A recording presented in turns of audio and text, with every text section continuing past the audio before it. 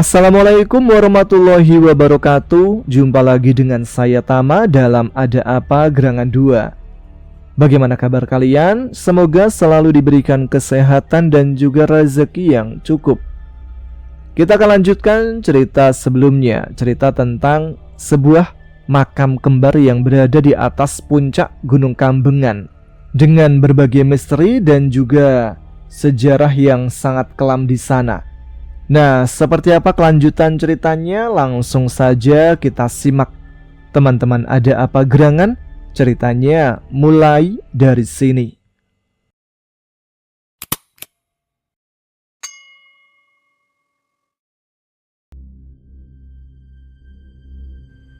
Pelan, nenek tua itu menepuk dua gundukan tanah makam itu dengan kedua telapak tangannya, lalu bangkit berdiri dan berjalan terhuyung, meninggalkan dua makam tak bertuan tersebut. Entah nenek tua itu menyadari atau tidak, sebentuk kabut tipis tiba-tiba membayang di atas kedua gundukan makam. Semakin lama semakin jelas, membentuk semacam dua sosok bayangan putih mirip manusia, namun transparan yang tak begitu jelas wujudnya. Angin semilir bertiup pelan, membawa pekat itu melayang menembus kegelapan malam, lalu menghilang di antara lebatnya hutan. Sementara si nenek tua, entah menyadari atau tidak, tak jauh dari tempat itu, dua sosok manusia yang benar-benar manusia juga sedang mengintainya dari balik semak-semak sambil berbisik-bisik pelan. Semakin jelas, Mbah Pariem itu pasti ada hubungannya dengan menghilangnya Ajeng, bisik salah satu dari mereka. Jangan terlalu cepat mengambil kesimpulan, kita nggak terlalu jelas mendengar ucapannya, sahut si sosok manusia yang satunya. Semua tak akan jelas kalau kita ndak menanyainya. Bodoh, jangan ceroboh. Kau pikir apa yang bisa kau lakukan kepada nenek itu? Tentu saja meringkus dan menginterogasinya. Kau yakin mampu? Kenapa emangnya? Dia cuma seorang nenek-nenek. Nenek-nenek yang dikenal sebagai dukun sakti. Kau nggak lupa itu kan?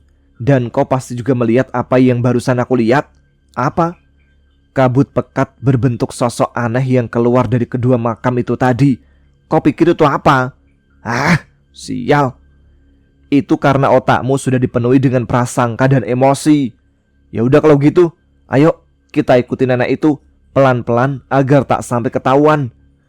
Kedua sosok manusia pengintip itu pun lalu berubah menjadi penguntit yang secara diam-diam mengikuti Mbah Pariem terus berjalan menembus gelapnya malam dan lebatnya pepohonan hutan. Sampai suatu ketika, entah karena menyadari bahwa sedang diikuti atau karena ada sebab lain, nenek tua itu semakin mempercepat langkahnya, menyelinap dari satu pohon ke pohon lain, hingga akhirnya kedua penguntit itu pun kehilangan jejak. Waduh, hampir bersamaan kedua sosok penguntit itu pun mendengung keras. Sebelumnya, di desa Margopuro, tepatnya di pagi menjelang siang sebelum malam yang penuh ketegangan itu, Ajeng dan Arum yang hendak pergi ke ladang untuk mengantarkan makanan bagi orang-orang yang bekerja bersama Galih, tanpa sengaja bertemu dengan Anjar di tengah perjalanan.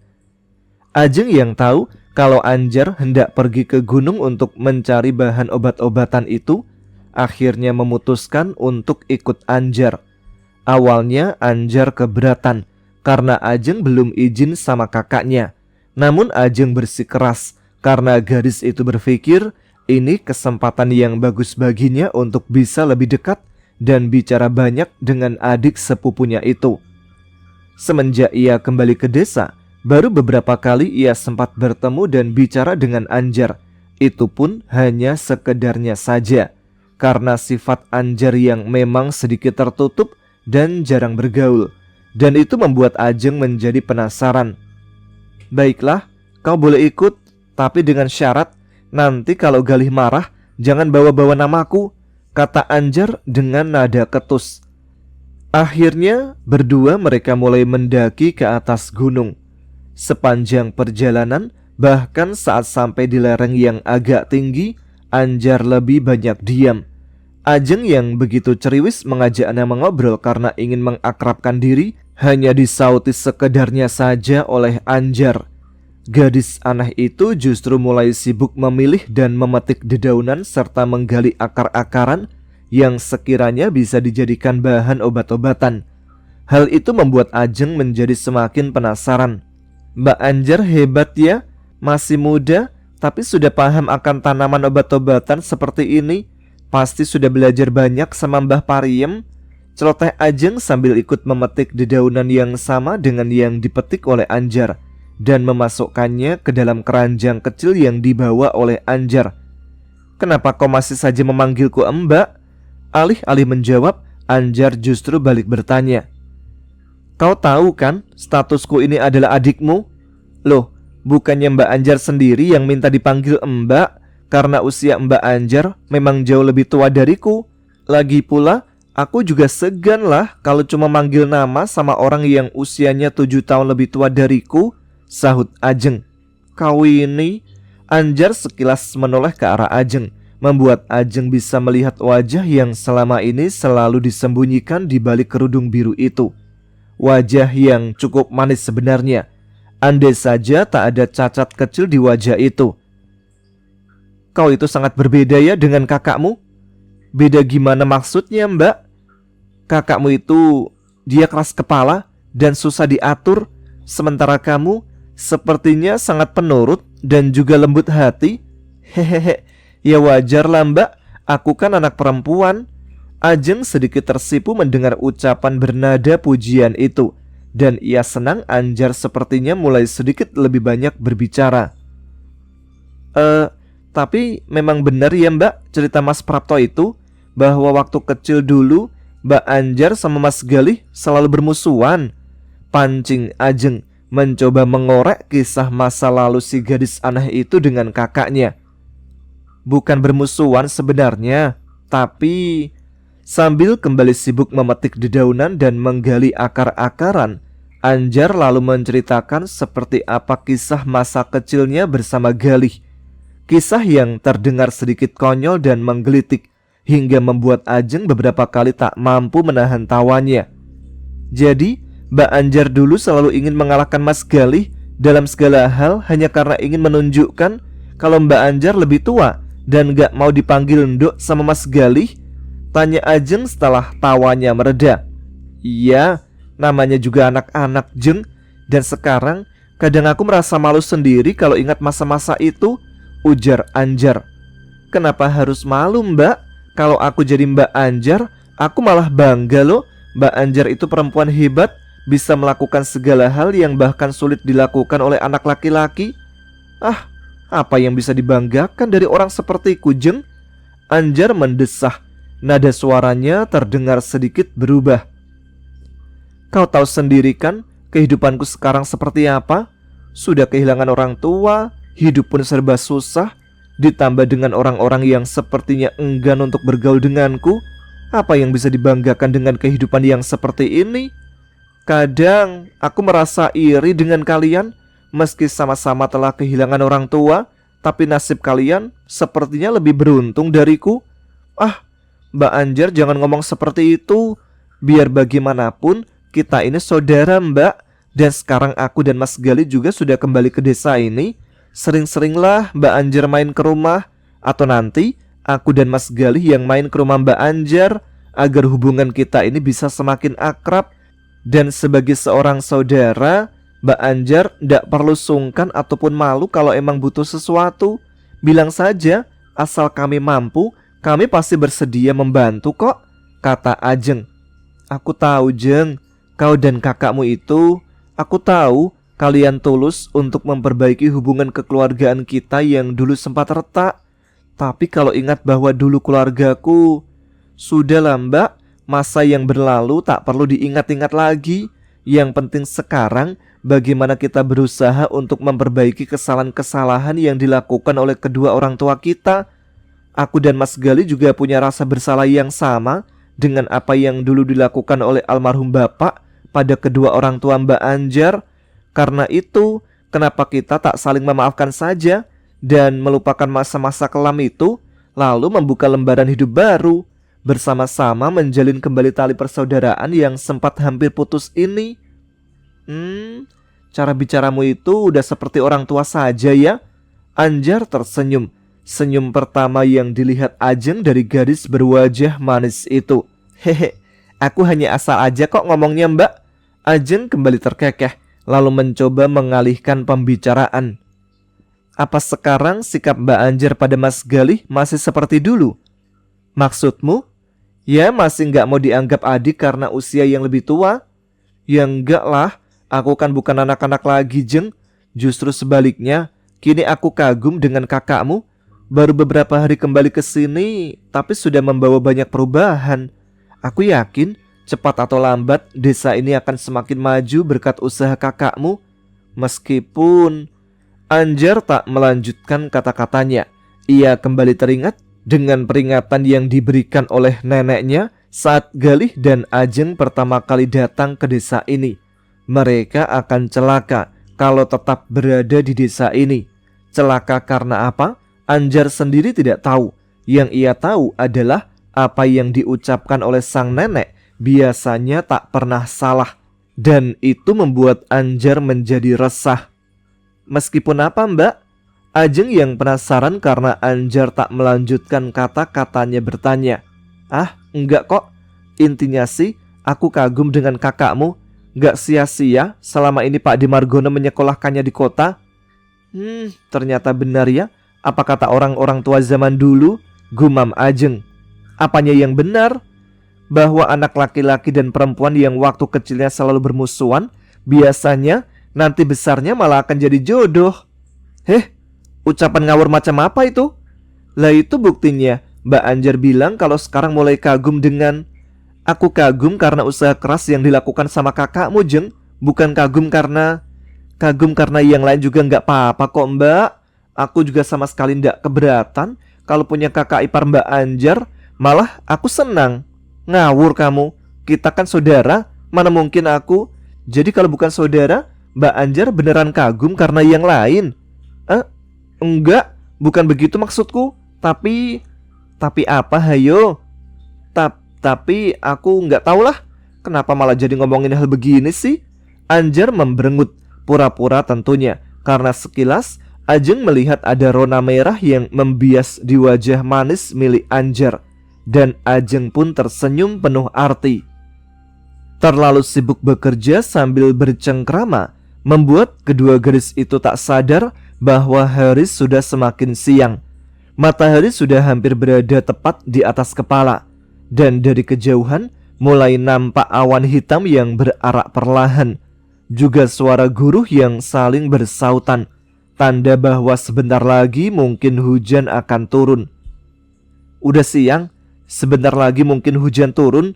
Anjar membereskan keranjang kecilnya yang kini telah dipenuhi oleh aneka dedaunan dan akar-akaran. Lebih baik kita pulang sekarang. Ya, kok pulang sih mbak? Protes Ajeng. Jangan pulang dulu lah. Aku masih ingin menikmati pemandangan dari atas gunung ini. Mbak Anjar tahu kan, aku belum pernah naik gunung. Udah siang Jeng, lagi pula sepertinya mau hujan. Kau tak dengar suara guru itu? Panas begini kok. Itu kan suara guru di tempat jauh sana. Sebentar aja deh mbak, kita ke puncak sana. Pasti dari puncak sana pemandangannya lebih indah lagi. Rengek Ajeng. Ke puncak? Kini Anjar yang mengernyitkan dahi. Kau yakin mau ke puncak? Kenapa emangnya mbak? Kan puncak sudah gak jauh lagi. Aku ingin lihat Watu Pundung itu dari dekat mbak. Sebentar aja ya mbak. Janji deh nanti habis dari puncak kita langsung pulang. Ya sudahlah kalau begitu. Tapi janji ya, gak boleh ngeluh capek. Karena meski terlihat dekat, tapi puncak itu masih cukup jauh. Dan kata orang yang sudah pernah ke sana, medan ke arah puncak sana cukup sulit. Aku sendiri bahkan belum pernah sampai ke puncak. Iya janji deh. Nanti kalau memang benar-benar gak sanggup ya kita balik lagi saja. Ajeng tersenyum penuh kemenangan karena Anjar akhirnya meluluskan permintaannya untuk ke puncak. Senyum yang membuat Anjar entah kenapa jadi ikut merasa bahagia saat melihat senyum itu. Kebahagiaan yang Anjar sendiri tak bisa menjelaskannya. Mungkin seperti inilah rasanya memiliki seorang adik yang lucu dan menggemaskan seperti Ajeng, batin Anjar. Kedua gadis itu pun lalu segera mendaki ke atas puncak. Beruntung Anjar membawa golok kecil yang biasa ia gunakan untuk menggali akar-akaran. Meski golok itu tak begitu tajam, namun cukup membantu untuk merambas semak-semak yang menghalangi jalan mereka.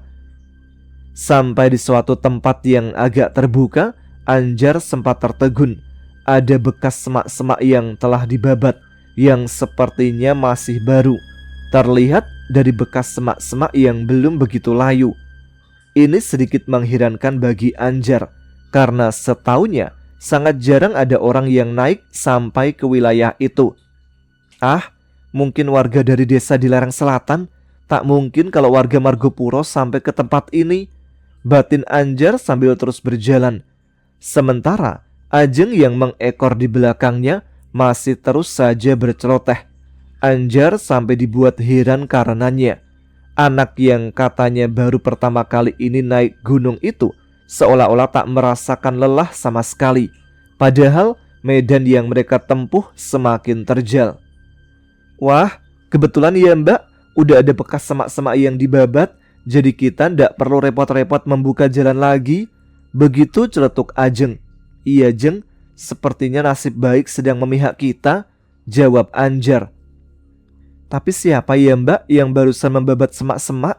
Kata Mbak Anjar, jarang ada orang yang kesini. Dan ini sepertinya bekasnya masih baru. Mungkin orangnya juga masih di sekitar sini ya Mbak. Kebetulan kalau memang benar begitu, jadi kita ada teman nanti, kata Ajeng lagi. Ya, bisa jadi Jeng. Mungkin orang-orang dari desa di lereng selatan sana. Atau lagi-lagi Anjar tak melanjutkan ucapannya. Entah mengapa ia jadi teringat dengan cerita sang nenek bahwa zaman dulu banyak begal dan rampok yang sering bersembunyi di atas gunung ini setelah melakukan aksinya di desa-desa yang berada di kaki gunung. Ingat akan cerita itu membuat Anjar menjadi ragu untuk meneruskan langkahnya. Tapi demi melihat keceriaan yang terpancar dari wajah Ajeng yang terlihat begitu kegirangan karena bisa mendaki sampai hampir ke puncak, keraguan Anjar pun perlahan sirna. Sampai suatu ketika, samar-samar terdengar suara letusan berkali-kali dari kejauhan, membuat Anjar dan Ajeng untuk sejenak menghentikan langkah dan saling pandang. Suara apa itu Mbak? Tanya Ajeng heran. Sepertinya suara tembakan Jeng, jawab Anjar yang memang sudah sangat hafal dengan suara letusan senapan yang saat kecil dulu pernah ia dengar. Tembakan? Ajeng bertanya heran. Gak tahu, mungkin para pemburu dari desa di lereng selatan sana. Suaranya juga sepertinya dari arah lereng selatan, jawab Anjar. Rasa cemas mulai menjalar di hati gadis itu. Senapan, sebuah benda yang pernah menimbulkan trauma yang begitu mendalam di hatinya. Karena semasa kecil dulu, tepatnya saat ia dan kedua orang tuanya diburu di gunung ini, suara letusan senapan dan desingan peluru terdengar sangat menakutkan. Dan suara letusan yang baru saja terdengar seolah membawa firasat buruk yang menelusup ke relung gadis berkerudung biru itu. Mbak, lihat, itu kan Watu Pundung. Akhirnya aku bisa sampai juga di tempat ini. Luar biasa. Dilihat dari dekat memang sangat luar biasa. Seruan Ajeng ditambah dengan langkah gadis itu yang mendahului Anjar dan bergegas mendaki ke arah gundukan yang memang tinggal beberapa langkah lagi. Anjar tak bisa berbuat banyak. Ia yang awalnya berniat untuk membatalkan rencana mereka untuk mendaki sampai ke puncak, mau tak mau harus mengikuti langkah Ajeng dan sejenak menepis rasa kekhawatirannya. Hati-hati Jeng, seru Anjar memperingatkan Ajeng yang terlihat sangat buru-buru ingin sampai di gundukan besar yang menyerupai pundung raksasa itu. Peringatan yang sedikit terlambat karena saat Anjar berhasil menyusul gadis itu, sebuah pemandangan yang beberapa saat lalu ditakutkan oleh Anjar kini benar-benar telah terpampang di depan mata gadis itu. Ajeng nampak berdiri dengan tubuh gemetar dan wajah pucat pasi. Sementara beberapa depa di hadapannya nampak 4 sosok manusia berpenampilan aneh tengah menatap ke arah Ajeng dengan tatapan yang sangat tidak bersahabat. 2 orang laki-laki berambut gondrong gimbal bertelanjang dada dengan tubuh kurus kering. Seorang laki-laki dengan tubuh sedikit berisi dan juga sedikit lebih bersih, serta seorang perempuan berwajah bengis yang menodongkan senjata laras panjang ke arah Ajeng. Anak perempuan manis, tak kusangka kita malah ketemu di sini, desis perempuan itu sinis. Jadi aku ndak perlu bersusah payah menjemputmu ke desa sana. Siapa kalian? Apa maksud kalian mengganggu saudaraku? Anjar menukas tak kalah sinis sambil maju dan berdiri di depan Ajeng. Keranjang kecil yang dibawanya ia campakkan begitu saja, sementara golok kecil di tangannya ia genggam lebih erat lagi. Aku ndak ada urusan denganmu bocah, jadi menyingkirlah dan jangan ikut campur. Atau apa? Suara Anjar terdengar garang. Kalau kalian ingin, Mbak, Ajeng berbisik sambil merangkul lengan Anjar. Mereka berempat dan kita cuma berdua, jangan cari penyakit. Kalau memang mereka mau merampok, kita berikan saja apa yang mereka inginkan daripada kita celaka. Gadis pijak. Si perempuan memegang senjata yang sepertinya mendengar bisikan Ajeng kembali berujar sinis. Sayangnya, yang kuinginkan adalah nyawamu, anak manis. Apa kau juga akan menyerahkannya secara sukarela? Nyawaku? Ajeng tercekat. Jeng, lari, desis Anjar tajam. Tapi Mbak, ku bilang lari. Anjar membentak keras, membuat Ajeng tak berani membantah lagi. Ia segera berbalik dan berlari menuruni tebing ke arah utara. Jangan harap kau bisa lari semudah itu. Si perempuan pemegang senjata membidik. Kau yang jangan harap bisa menyakiti saudaraku. Anjar dengan cepat melompat dan menerjang perempuan itu. Golok di tangannya terayun. Wedus, si perempuan pemegang senjata mengumpat. Senjata laras panjang yang telah siap menyala itu ia gunakan untuk menangkis tebasan golok Anjar yang terayun begitu cepat. Benturan keras terjadi antara mata golok dan popor senapan. Golok di tangan Anjar terlepas dan terjatuh, sementara si perempuan pemegang senjata terlompat mundur. Bedebah, dengus si perempuan pemegang senjata. Cerewet, Anjar kembali menerjang. Kali ini si perempuan pemegang senjata itu tak sempat menghindar. Keduanya pun jatuh bergulingan. Anjar mengamuk. Pukulan demi pukulan ia lancarkan bertubi-tubi ke wajah si perempuan sambil berusaha merebut senjatanya. Melihat temannya kewalahan, salah satu dari laki-laki berpenampilan aneh itu berusaha membantunya, sementara 2 orang lainnya mengejar Ajeng yang malah berhenti karena tak tega untuk meninggalkan Anjar. Bodoh, lari Jeng, terus lari, jangan pedulikan Mbak, teriak Anjar yang kini harus menghadapi 2 orang lawan itu. Teriakan yang sia-sia karena 2 orang laki-laki berpenampilan aneh itu telah berhasil menangkap Ajeng. Bodoh, melihat Ajeng tertangkap, Anjar semakin meradang. Gadis itu mengamuk sejadi-jadinya. 2 orang yang menjadi lawannya sampai dibuat kerepotan karenanya. Apalagi senapan si perempuan telah terlempar entah kemana. Kamu jaga anak ini, jangan sampai lepas, biar aku membantu mereka. Salah satu dari laki-laki yang meringkus Ajeng lalu menyambar sebatang dahan kayu sebesar lengan dan ikut maju ke medan pertarungan. Mbak Anjar, awas! Ajeng yang mencoba berteriak memperingatkan Anjar keburu dibekap mulutnya oleh laki-laki yang menangkapnya. Gadis itu berusaha meronta, namun tenaganya kalah kuat. Alhasil, ia hanya bisa berah-ah-uh dengan mata membelalak melihat Anjar yang sepertinya tak menyadari ada musuh lain yang mengancamnya. Ya, terlalu sibuk dengan kedua lawannya membuat Anjar tak menyadari bahwa ada musuh ketiga yang masuk ke arena pertarungan. Alhasil, dengan mudah si laki-laki pembawa dahan kayu mengayunkan senjatanya telak dan tepat ke tengkuk Anjar. Anjar mengerang, Tubuhnya limbung sesaat, terhuyung. Gadis itu mencoba mempertahankan kesadarannya. Ekor matanya masih sempat melirik ke arah Ajeng yang kini juga sudah tak berdaya, sebelum ketiga musuhnya kembali menghujani tubuhnya dengan tendangan dan pukulan yang bertubi-tubi. Ajeng, Anjar merintih sebelum tubuhnya benar-benar ambruk. Ajeng melenguh keras sambil kembali meronta, menyaksikan Anjar yang sudah tergeletak tak berdaya itu masih terus saja dihujani dengan pukulan dan tendangan bertubi-tubi.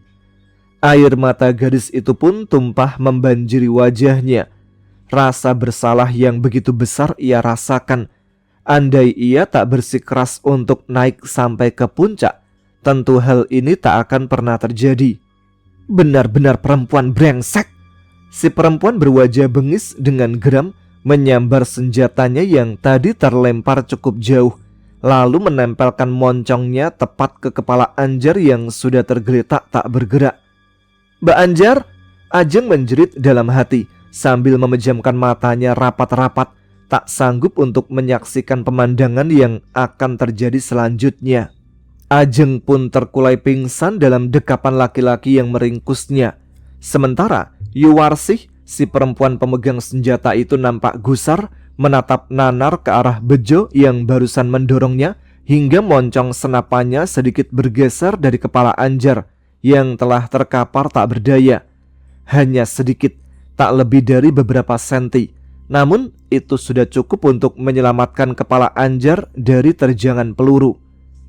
"Bangsat, kenapa kau mendorongku, ha?" bentak Yuwarsih sambil melotot ke arah Bejo. Gurat kemarahan terlihat dari wajah perempuan yang sudah babak belur akibat dari amukan Anjar tadi. "Jangan ceroboh, Yu. Kang Karyadi sudah jelas-jelas berpesan untuk tidak menggunakan peluru. Senapan itu Kang Karyadi mengizinkan kita membawanya hanya sekedar untuk menakut-nakuti buruan kita. Apa kau lupa?" ujar Bejo mengingatkan. "Waduh!" Yuwarsih mendengus keras sambil menendang tubuh Anjar hingga tubuh gadis yang tergeletak tak berdaya itu sedikit bergeming. Gadis ini benar-benar sangat merepotkan. Baru kali ini aku dibikin babak belur sama anak kemarin sore seperti dia. Anak siapa dia sebenarnya? Anak siapa dia? Itu tak penting. Kang Marno, laki-laki yang tadi menghajar Tengku Anjar dengan batang kayu menyela. Yang terpenting sekarang, segera membawa hasil buruan kita itu ke hadapan Kang Karyadi, lanjut Kang Marno sambil melirik ke arah Ajeng yang telah pingsan dalam dekapan Yudi. "Bagaimana dengan gadis brengsek ini?" Yuwarsih kembali menendang tubuh Anjar. "Biar ku urus. Kalian lebih baik segera membawa anak dari Marsudi itu ke hadapan Kang Karyadi," jawab Kang Marno. "Apa yang akan kau lakukan dengan gadis ini, Marno?" tanya Bejo sedikit curiga. "Seperti perintah Kang Karyadi, akan kubuat seolah-olah kecelakaan. Jurang itu sepertinya pantas untuk dijadikan tempat peristirahatan terakhir bagi gadis malang ini." "Hanya itu?" tanya Bejo lagi. "Hanya itu? Apa maksudmu hanya itu?"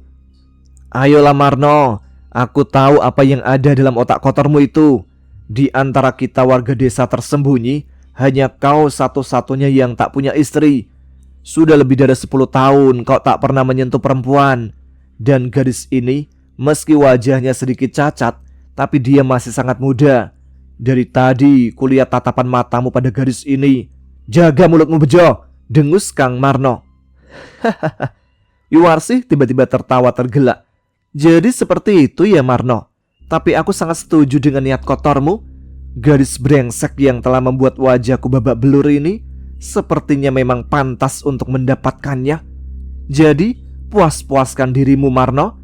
Aku dan Bejo serta Yudi anakmu ini akan pergi duluan menghadap Kang Karyadi. Tapi sebelum itu, aku juga ingin melampiaskan kekesalanku kepada gadis ini." "Hei, apa yang akan kau lakukan Yuwarsih?" seru Bejo saat melihat perempuan itu berjongkok di dekat tubuh Anjar. Pakaian gadis ini lumayan bagus dan sepertinya sangat pas di tubuhku. Sayang kalau ikut dibuang begitu saja.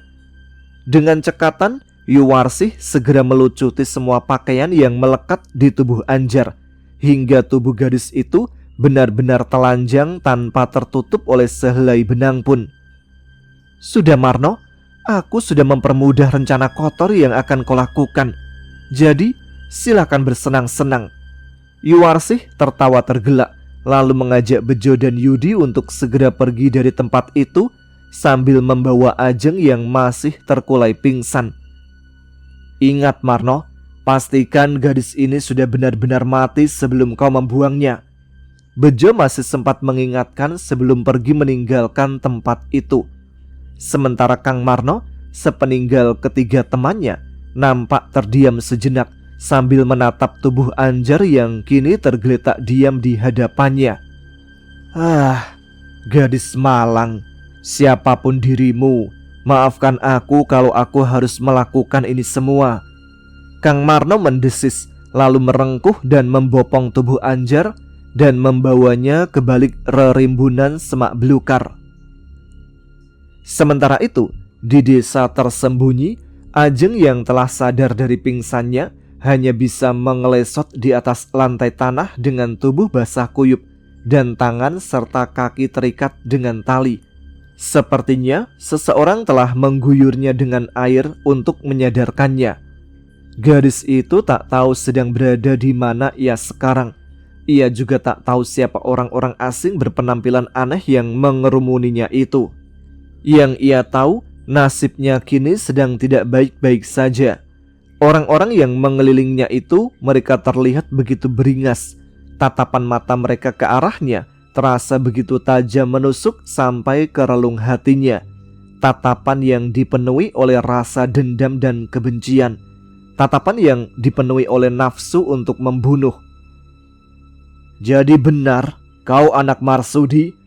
Salah seorang dari laki-laki yang mengerumuninya itu, seorang laki-laki yang penampilannya sedikit lebih bersih dari yang lain, berjongkok di depan Ajeng. Ajeng hanya melengos, tak sudi memberi jawaban. "Jawab!" Laki-laki itu membentak sambil sebelah tangannya yang kokoh dengan urat-urat yang bertonjolan mencengkram rahang Ajeng, membuat mata Ajeng mendelik menahan rasa nyeri yang teramat sangat akibat dari cengkraman itu. "Kau tahu bocah?" Laki-laki itu melepaskan cengkramannya dengan kasar, lalu kembali berkata dengan nada yang sangat dingin. "Kedua orang tuamu itu, mereka yang telah membuat kami sengsara selama bertahun-tahun di sini. Harusnya kami melampiaskan dendam pada mereka.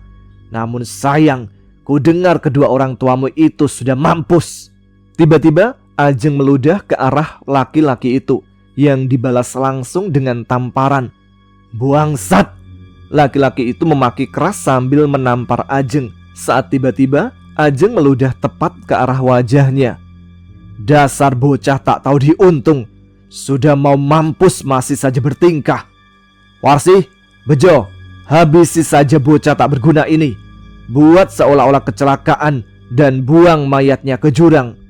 Ajeng terkesiap, wajahnya yang telah pucat semakin memucat. Ucapan laki-laki itu seolah menjadi vonis terakhir yang akan menentukan nasib buruknya.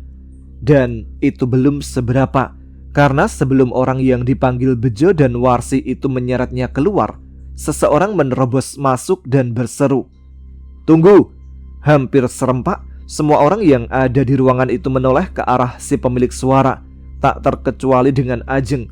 Samar, gadis itu masih ingat laki-laki yang baru datang itu adalah orang yang tadi memukul Tengku Anjar dengan batang kayu di puncak kambengan. "Marno, cepat sekali kau kembali. Apakah hajatmu dengan gadis itu sudah selesai ya? Cepet banget kau keluar." Satu-satunya perempuan yang ada di ruangan itu menegur si laki-laki yang baru datang. Sepertinya nasibku lagi kurang bagus," jawab si laki-laki yang baru datang itu. "Kurang bagus?" tanya si perempuan. "Gadis itu ternyata sudah mati sebelum aku sempat mengerjainya." Jantung Ajeng terasa dihantam dengan palu godam saat mendengar ucapan laki-laki itu. Ia tahu siapa yang dimaksud dengan gadis yang telah menjadi mayat itu. Ajeng menangis dalam diam. Air mata kembali membanjiri wajahnya. Ia tak menyangka kalau nasib Anjar akan setragis itu, dan ia kemungkinan akan mengalami nasib yang sama. Malang sekali nasibmu, Marno, decak si perempuan. Jadi, ya, aku cuma mencicipi sedikit. Kau pikir enak apa menggauli mayat yang sudah dingin? Apa yang kalian bicarakan ini ya? Si laki-laki yang tadi menginterogasi Ajeng menyela.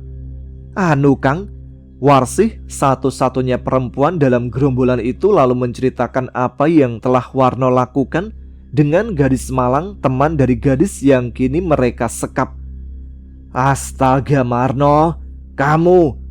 Maklum Kang, sudah 10 tahun aku tak melakukannya. Dan sebagai seorang laki-laki, aku masih normal. Laki-laki yang dipanggil Marno itu terkekeh. Tapi tidak dengan mayat juga kan? Apa kau sudah benar-benar yakin kalau gadis itu sudah mati? Tanya si laki-laki yang sepertinya adalah pemimpin dari gerombolan itu. Sangat yakin Kang, dan aku sudah melempar mayatnya ke jurang, jawab Kang Marno. Baguslah kalau begitu. Lalu apa maksudmu menyela pertemuan ini? Itu anu Kang, seperti yang sampean bilang tadi, tak puas rasanya kalau hanya melakukannya dengan mayat. Jadi kalau boleh. Kang Marno melirik ke arah Ajeng dengan tatapan aneh. Kau menginginkannya Marno? Ini anak masih bau kencur loh, tanya si ketua. Kurasa sudah cukup dewasa Kang. Justru anak seumuran dia itu. Gila kau Marno. Ayolah Kang, semalam saja. Lagi pula toh anak ini nantinya akan kita habisi. Jadi tidak ada salahnya kan? Ya sudah. Karena kau selama ini sudah banyak berjasa kepadaku, kau boleh membawanya malam ini. Anggap saja ini sebagai hadiah dariku. Tapi ingat, hanya semalam. Dan kalau anak ini sampai kabur, nyawamu yang akan jadi gantinya. Terima kasih Kang. Aku jamin sedetik pun gadis ini tidak akan punya kesempatan untuk kabur, ujar si laki-laki bernama Marno itu sambil kembali melirik ke arah Ajeng. Sebuah lirikan yang sukses membuat Ajeng terkesiap. Karena dari percakapan itu Ajeng tahu apa yang akan dilakukan oleh laki-laki itu kepadanya. Yud, laki-laki bernama Marno itu berseru. Iya Pak, seorang pemuda seumuran Galih masuk. Bawa gadis ini pulang. Kita akan pesta besar malam ini Yud. Hahaha. Kang Marno tergelak. Sementara pemuda itu menghampiri Ajeng. Sempat terbersit di hati Ajeng untuk memberontak meski kedua kaki dan tangannya terikat erat. Namun saat matanya tanpa sengaja beradu pandang dengan tatapan mata pemuda itu, niat itu segera ia urungkan. Selain karena merasa percuma untuk memberontak, Ajeng merasa kalau ada yang berbeda dengan sorot mata pemuda itu. Sorot mata yang mengingatkannya dengan sorot mata Galih sang kakak. Dan sorot mata pemuda itu seolah berkata bahwa semua akan baik-baik saja. Warsih, kau awasi rumah Marno malam ini. Aku tak mau ambil resiko kalau sampai anak itu kabur. Dan kau Bejo, cari si Gagu. Manusia tak tahu diuntung itu harus segera dihabisi sebelum menimbulkan banyak masalah. Perintah Karyadi kepada kedua orang kepercayaannya. Begitu Kang Marno dan Yudi pergi membawa Ajeng ke rumahnya. Bagaimana dengan anak Marsudi yang satu lagi Kang? Tanya Bejo. Itu soal gampang. Aku yakin begitu menyadari bahwa adiknya hilang, anak itu pasti akan mencarinya ke gunung ini. Dan itu bagus, karena kita tak perlu repot-repot mencarinya ke desa sana. Mulai hari ini, aku akan mengajak beberapa orang untuk bersiaga di bawah Watu Pundung untuk menyambut kedatangan mereka. Ya, mereka. Karena aku yakin anak itu tak akan datang sendirian. Jadi persiapkan diri kalian untuk berperang. Oke teman-teman, sampai sini dulu episode kali ini. Kita akan lanjutkan ceritanya pada episode berikutnya. Terima kasih untuk teman-teman sekalian yang sudah menyimak episode kali ini. Jangan lupa untuk ramaikan kolom komentar, tuliskan apa saja di sana, dan tunjukkan eksistensi kalian. Sekarang saya Tama pamit, kita jumpa lagi di episode selanjutnya. Tetap semangat, jaga kesehatan. Wassalamualaikum warahmatullahi wabarakatuh.